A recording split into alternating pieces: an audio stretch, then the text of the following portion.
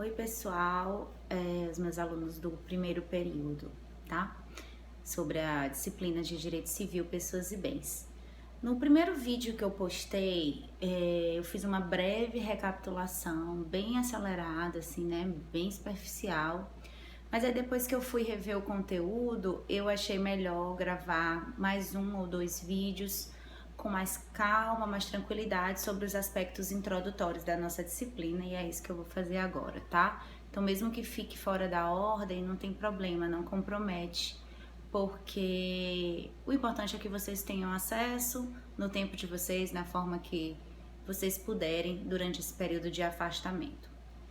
Certo, então como eu havia mencionado para vocês, antes mesmo de entrarmos na disciplina legal trazida pelo Código Civil sobre os bens, nós precisamos compreender algumas distinções introdutórias.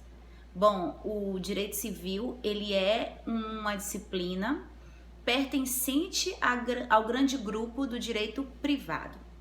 O direito em si, ele é dividido em dois grandes grupos, direito público e direito privado, e essa divisão, ela é majoritariamente didática, mas não exclusivamente didática. Por quê que eu estou dizendo isso? Porque, de fato, existem distinções entre o direito público e o direito privado, em que pese cada vez mais se busca um diálogo, uma coerência entre esses ramos do direito, sobretudo em razão de hoje nós vivermos um Estado constitucional de direito que traz a Constituição para o topo hierárquico das normas e traz também o dever de todas as outras normas se ajustarem, se adequarem ao texto constitucional, né?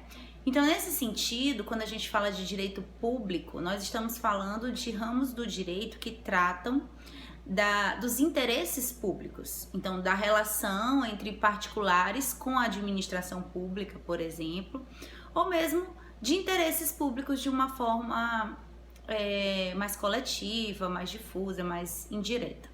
E quando nós falamos de direito privado, nós estamos tratando de interesses privados, dos direitos relacionados aos particulares.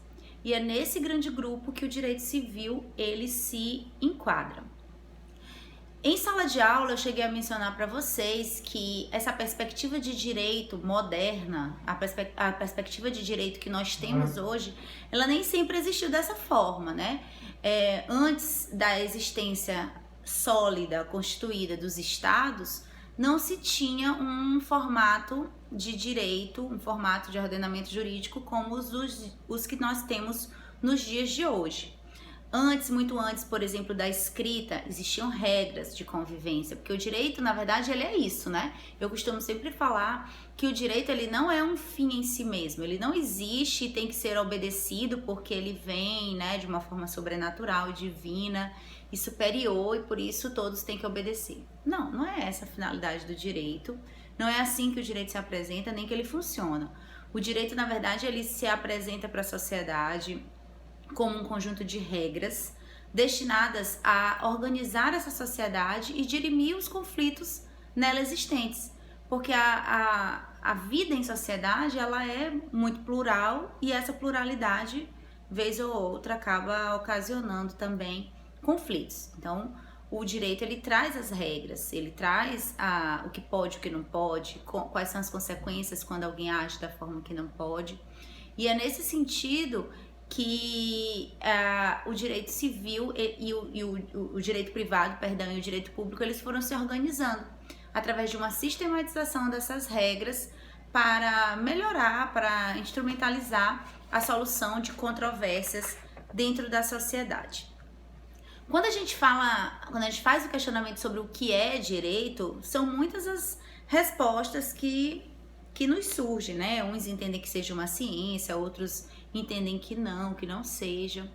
O fato é que o direito, ele é independente do que seja essencialmente o seu conteúdo, o seu conceito, melhor dizendo, mas ele consiste ele se apresenta, ele funciona através de regras e também da retidão aristotélica, lá quando Aristóteles fala da virtude como algo de aproximação do justo, do reto, do correto, o direito ele se identifica também com esse ideal, apesar de não se confundir com esse ideal.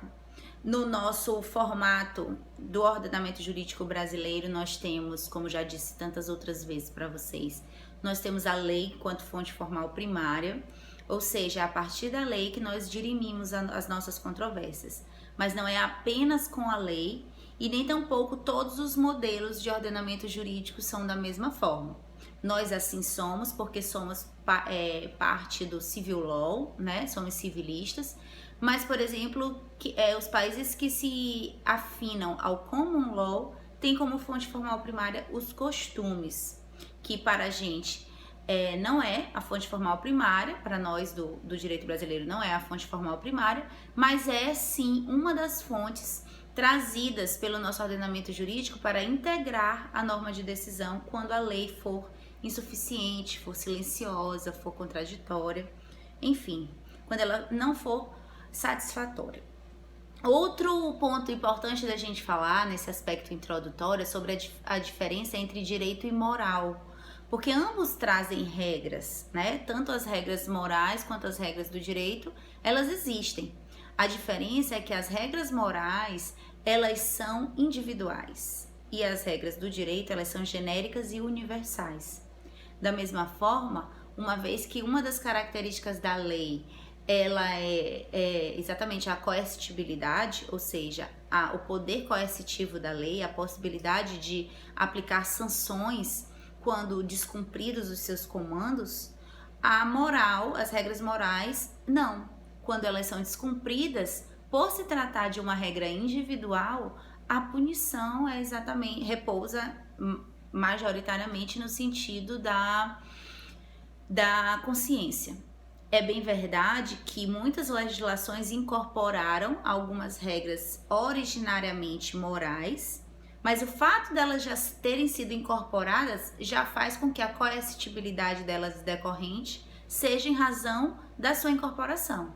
Ou seja, uma vez que o direito já trouxe para si essa regra moral, o poder de aplicar alguma sanção pela sua infração se dá em razão da sua existência no direito e não da sua origem moral em si, certo? Quando nós falamos da lei enquanto fonte formal primária, eu acho importante a gente falar também sobre as suas características, e são várias, né? São diversas. A lei, ela é genérica, ou seja, a mesma lei que é para mim é para você, é para o seu irmão, a sua mãe, ela é para todos. Portanto, essa generalidade também se afina com a característica da universalidade, a lei é universal e, portanto, também impessoal. A lei é organizada, sistematizada em nosso ordenamento jurídico por competências, né? Uma divisão de competências, de assuntos, de matérias que cada lei pode tratar, porque, por exemplo, na nossa atual forma de organização do Estado, nós temos leis federais, leis estaduais e leis municipais. O que cada uma deve e vai e pode tratar está disciplinado por suas competências. Assim também a lei, ela é autorizante, ela tem esse condão de autorizar, ela é uma autoridade autorizante no nosso ordenamento jurídico. E por falar nisso, eu aproveito e faço um parêntese, porque a lei, ela tem uma apresentação diferente, tanto no poder, no direito público quanto no direito privado, porque para o direito privado, a regra geral é a liberdade. Então, somente é proibido o que a lei expressamente proíbe, tá? Então, se não tiver uma expressa proibição legal, entende-se por permitido. Já para o direito público, ou seja, para o ramo do direito que trata dos interesses públicos, dos interesses coletivos, a lei ela é autorizante. Ou seja, a regra geral para o Estado, para o poder público, é a de limitação, tá? É a de limitação, justamente para a garantia dos direitos individuais, né? Conquista trazida pelo movimento constitucionalista. E então, dessa forma, para o poder público, para a administração pública, somente é permitido o que expressamente assim estiver na lei. Se a lei não estiver autorizando expressamente, entende-se que é proibido para a administração pública determinado ato.